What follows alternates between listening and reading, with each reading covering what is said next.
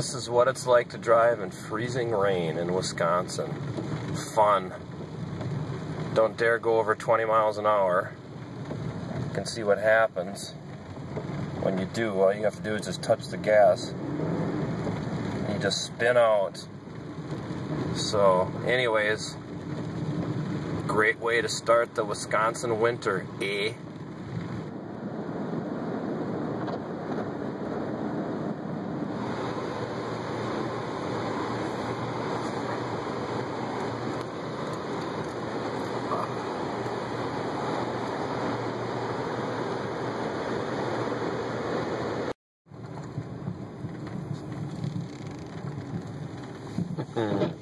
Made her home. Well, made it to the driveway anyway. It's ridiculous. Just went and picked up the plow for my tractor, or the blade for my tractor, so I gotta clean this all off. Should be fun. There's Billy Joe's out actually shoveling. She'll be happy to see me.